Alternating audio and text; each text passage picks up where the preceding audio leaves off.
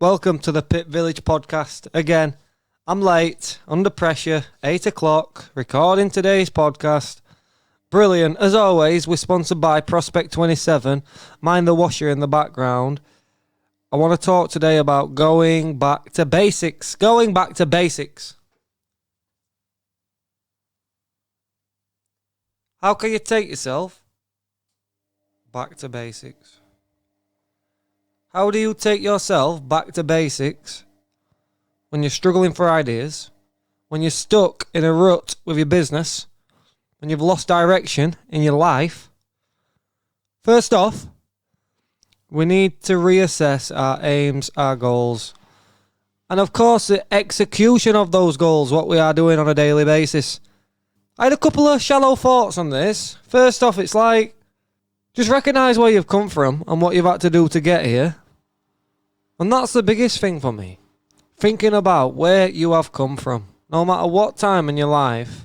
Where were you when you were 20, and then 22, then 24, then 26, 18. Where have you come from to get to the point where you are now? What have you been through and what have you learned? But I'll tell you the truth, I'm struggling at the moment. I'm struggling to commit to this podcast every single day and come up with a new idea. I'm struggling to commit to my business and continue to service customers as well as grow the company. Just finding time for everything and ensuring that you're on the right path and you're splitting up your day correctly, and you know, whether that is from growing the business to maintaining the current customer base to then focusing on other aspects of your life, whether it's podcasting or relationships with significant others, family. But I've done a little bit of reading. I did go back to the basics. This idea come from my frustration today. I couldn't come up with an idea. Let's go back to basics. So first off, you had an idea, didn't you? But you had to execute on that idea. And people are full of ideas. Ideas are cheap. Now, when you look at the 4 disciplines of execution, a book by people that I've not took a note of, so I do apologise, but it's called The 4 Disciplines of Execution. They surveyed 200,000 business leaders as to why they did not act on their most important goals. And they found that leaders and teams who fail to execute on their goals cannot escape what they called the whirlwind. The whirlwind are everyday commitments, issues, problems that seem urgent. Your daily commitment to the customers. So to take the example of an air traffic controller, they might have 10 different planes coming into the airport at any one time, and all those planes will be saying, look, I'm the most important. But the most important one is the one that is landing at the moment. So the air traffic controller must always concentrate on that one plane, and all the rest can sit to the side for the moment. So it's one thing at a time. So what they say is you need to be like the air traffic controller. You need to focus all your effort on your most important goal. Your widely important goal. They call it a WIG. So you use all your effort trying to achieve your wildly important goal, and you spend minimal effort maintaining the day-to-day of your business. So you set up systems to easily maintain the company, and then you focus on maybe the sales for the business. To discover your most important goal, you ask yourself, if everything else was to carry on as normal, what one action would make everything else secondary? For a lot of people, that is more revenue. So you got to frame it that, look, I want to go from £5,000 a month to £7,000 a month by December 31st. And then you know the actions you need to take in order to get there.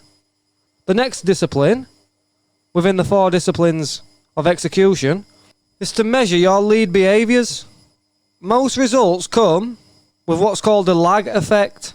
So you need to focus not on the results, but on the actions that you've got to take to get the results. For example, if you want more sales in your business, you cannot measure the sales of your business. You've got to measure how many cold calls you do every single day, because you can measure that, you can be accountable for that, and you focus on what you can control. So you measure your lead behaviours. If you want to lose weight and then you start a diet and 3 days later you're weighing yourself and you've not lost any weight, you're going to be discouraged. But you've got to realise that things take time. As anybody will know, when you start a new diet, things take time. And the next discipline is keeping a scoreboard. If you're in the office, put up a scoreboard. You need to know your wildly important goal, your WIG, the lag measure, which is obviously, let's say sales, and then your lead measure, which is calls, cold calls done. Let's say we're playing a game of football and nobody's keeping score. Why would you try? Everybody's going to get discouraged. But let's say that you're 1-0 down and you've got 5 minutes left. You're going to go full force. So when you keep score, people's mentality changes and it creates a will to win. Those who don't take score and motivate themselves through doing this, the whirlwind is inevitably going to consume us. So to get away from the whirlwind, the systems of execution, first off, you've got to focus on the widely important goals. Secondly, you measure your lead behaviours. Thirdly, you put up a scoreboard and keep track. And number 4, you schedule weekly accountability talks. It's a routine of accountability. You speak with other people. If you're a sole trader like me, self-employed, you find a friend or a mentor who you can do this with and you both keep each other accountable. You put your goals out there. You tell people, I'm going to record and publish 1 podcast every single day. And by telling people that you're going to do that, you're more likely to commit. So that's the 4 disciplines of execution. I think when we're going back to basics, this is something to start thinking about. What systems have you got in place? What are you focusing on? What are your lead measures? Your lead behaviours? What do you measure? Are you keeping score? And are you keeping yourself accountable and your team accountable and the people around you? But what is also good to think about is your initial goals, where you wanted to be, what you want out of life. And for me, I'm content with just getting good at something. And when you talk about getting good at something, a lot of people will say it takes 10,000 hours. Malcolm Gladwell's book, Outliers. But what they don't recognise is Malcolm Gladwell did not come up with this concept. And 10,000 hours to mastery is a flawed concept. This was originally thought up by a guy called Anders Ericsson. They wrote a book together, Anders Ericsson and Robert Poole. And this is where the 10,000 hours to mastery come in. But Anders also says that a doctor with 20 years experience and a doctor with 5 years experience are at the same level of competency if the one with 20 years experience has believed that they're at acceptable performance. So once we stop learning, we go into autopilot. So it's not 10,000 hours to mastery, it's deliberate practice, 10,000 hours of deliberate practice. So when we're forced out of our comfort zones, in Peak they explain how we create mental representations. And the thing that separates experts and amateurs in any field is the fact that experts have a better quality and more quantity of mental representations within their field. They know all the situations that they may encounter. So the grandmaster chess player from 1920 to 1930, whenever, he could play 32 games simultaneously. At the same time, he was playing 32 different chess games. He beat everybody, blindfolded, by the way, because he had these mental representations in his mind that they allow people to recreate entire experiences in your mind, accurately predict long sequences of events in your domain, and to simplify complex information. That's what experts do within a field. That's what separates the experts and the amateurs, their mental representations. Now, to get better at something, you've got to deliberately practice. And there is a method in order to do so. So within Peak, they show an effective study of practice in which basically you've got to be pushed to your limits, and that forces you then to come up with new representations in your mind and adapt. And they show this with a study of a guy who went in to the office to learn a sequence of digits. The short-term memory is only meant to be able to remember 6 to 9 digits. But this guy, eventually, through creating new mental representations in his mind, was able to learn 82 digits. Able to remember and recite 82 digits. And he did this by hitting a perceived limit, going through prolonged frustration whilst at that limit, having a sudden breakthrough, and then rapid progress, and then hitting another perceived limit and going through that again. He remembered more and more numbers by imagining that they were branches on a tree, all these different numbers. This is the mental representation he created in his mind because he was frustrated in the fact that he couldn't remember more letters, more numbers. He's then coached his friend how to do this. His friend's gone on to learn 100 numbers, even more so than him. So, in order to practice efficiently, we need to have a specific goal, an intense focus, immediate feedback, and we need to be in forced discomfort, in frequent discomfort.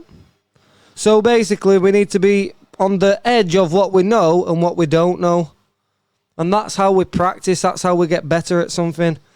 So when we say there's 10,000 hours to master something, it's a bit of a flawed concept. And when you dig a little bit deeper into this book, Peak, this will allow you to see that, look, I want to master this. I want to become great, whether it's at podcasting, whatever it is. So back to basics. How is this coming back to basics? Because we're looking at, first off, how you set yourself up and what your goals are. And have you got a lot of ideas and how do you execute on those ideas with the disciplines of execution? But then we're speaking about mastering something. And if you bring yourself back to the basics and you want to be at the top 3% of the industry, you're looking at mastering something. So if you are frustrated, if you are bored, if you are looking at quitting, then don't. Just practice again and go at it for another day. Me today, I didn't want to do a podcast. I didn't know what to talk about. But I've had to come up with something. This has took me 4 hours to go away, study this, think about it. Right, back to basics. These 4 different concepts, let's go through them. The next one is the compound effect. And this is by a guy called Darren Hardy. Now he says, commitment is the ultimate key to success. Let's imagine that you were given a job, 30 minutes every single day. In the first instance, you were told that you need to show improvement. You get £10 a week, and it's a 10% weekly compounded growth. So your wage will grow 10% every single week. Number 2, you don't have to show any improvement. It's the same job, but you get £5,000 a month. Well, by month 1, I've only earned, say, £50. Month 2, £126. Month 3, £235. You've earned 15 grand. But by month 12, I've earned 15,541. You've earned 60,000. Fair enough. But when we get to month 18, I've earned £186,000. 108. £186,108. You have earned 90,000. By the time we get to month 24, with my 10% weekly increase that compounds every single week, I'm earning 1.1 million a year, while you're still earning 60 grand a year because you took the £5,000 a month. And I took the £40 a month with a 10% weekly compound growth. So the point there illustrated is that small, unsexy, smart decisions made every single day in alignment with your vision creates incredible results.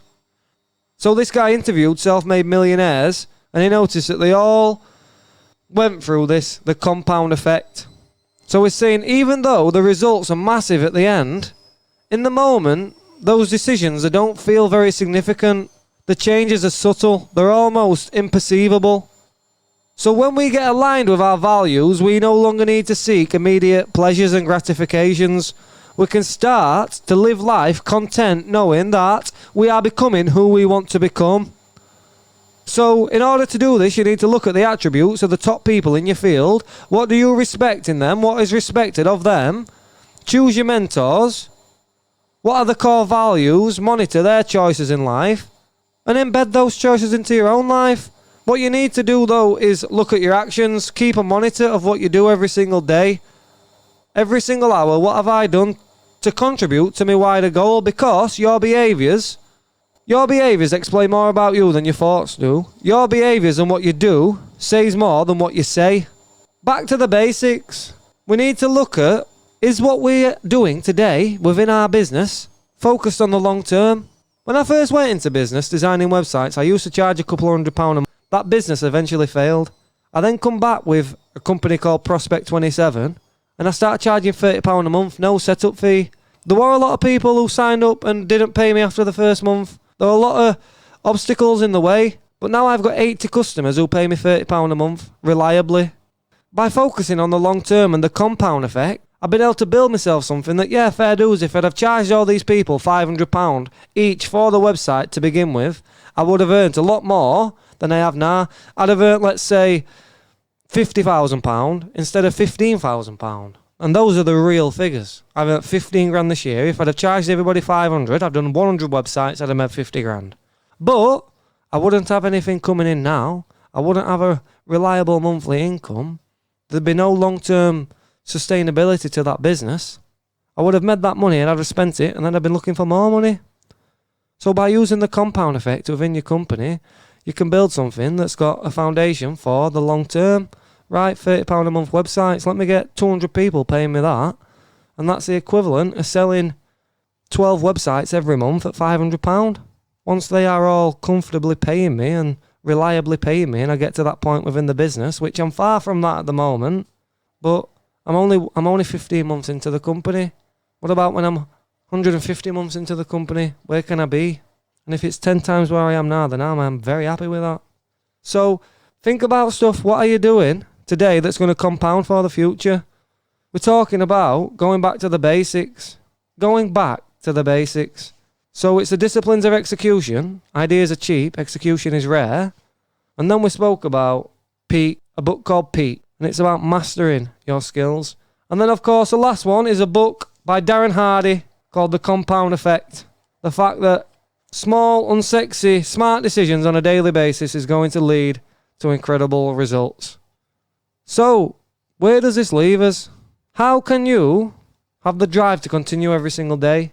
There's one last concept I want to leave you with, and it's from a book called So Good They Can't Ignore You by Cal Newport. He explored the topic of how do people end up loving what they do. And basically, it says passion grows because we get better at something. That is it, basically. Within the book, the core of the book is that people do not find joy by following a passion. They cultivate a passion by committing to something for the long term. In a work satisfaction study by Yale, people were asked whether they saw their work as a calling. Now, the same amount of people across all industries described work as a calling based on the amount of years they spent in the job. So to put that into perspective, if you're an administrative assistant at a local school and you are a doctor, if you've both been in your job for 8 years, you will both have the same likelihood of saying that you've seen your job as a calling. Even though the doctors had to go and spend 7 years studying to get into that practice, and they've got to have been some deliberate thought to obviously pursue that career, whereas I could have fell into this job as an administrator. But the longer we spend in something, the more passionate we could become about it. And passion can only arise from jobs that allow you to have some creativity, which is the opportunity to implement your own ideas, some control, which is dictating how, when and where the job is done, and impact. So does it have a positive impact on your colleagues and the customers of the business that you work within? And those are the 3 things you need within a job role to cultivate passion. But he says that these traits within a job are rare and they're valuable. And if you want a job like this, then it's simple. Capitalism. You need to become rare and valuable. And then you will have a job that allows you to be creative, to be in control, and to have a lot of impact. And he says to do this, rather than thinking of things from a passionate standpoint, following your passion, which is asking, what can the world provide for me, and puts you in a deadly place, because when the 3 things aren't within that job that you do eventually get within your so-called passion, you'll lose the passion for the actual thing. So if I get a job as a writer and somebody's telling me what I can write, what I can't write, when I need to write it by, and then they're just burying my work and it's not getting published, I'm never going to have passion for that job role, even though I love writing. So in order to find a job that's going to cultivate that, you need to have a craftsman's mindset, and you need to say, what can I offer to the world? Not what have I got passion for every single day, but what is worth the struggle to continue to learn so I can benefit the world. And passion comes over time as you get better at something. Step number 2, after taking on a craftsman mindset is to take on challenging projects that nobody else wants to take on. So it talks about Joe Duffy, who was in a job role in an ad agency. Nobody wanted to do the challenging projects of international logo design, and he couldn't find a way to differentiate himself. So he took on these job roles, and sooner or later he became the logo design expert within the business. And then somebody hired him from within that company to their business to be the international logo manager. And then he went from there and opened his own business, further cultivating that control, that creativity, the impact. So he's been able to sustain passion throughout his career because it was a gradual increase within the three aspects of what you need to cultivate the passion. And he did that by taking on challenging projects that nobody else wanted to take on. And then the third one is daily deliberate practice. Cal Newport in this book talks about and references the book we spoke about, Peak. So he says that we need to push ourselves out of the limits of what we know, have some feedback from a coach, have intense focus within your work for a sustained 2 to 3 hours every single day, and have a specific goal to work towards on a daily basis. The 4 keys of deliberate practice, the 4 aspects of effective study. So how does that take you back to basics? Be so good that they can't ignore you. This concept that passion comes over time. Well, if you're not feeling passionate today, if you're not feeling it today, you'll need to go at it. Because amateurs and professionals, the difference is, a professional works every day, an amateur works when they feel like it. I didn't really want to do a podcast today, but I've had to go and explore some new topics, get a different perspective on life, and bring it back to the basics. So thanks a lot for your time. As always, it's a Pit Village podcast sponsored by Prospect 27, pay monthly websites. Marathon March, one every single day for the month of March. We're nearly there. 27th episode. We're getting somewhere. Thanks a lot for your time. All the best, and I'll speak to you tomorrow. Bye.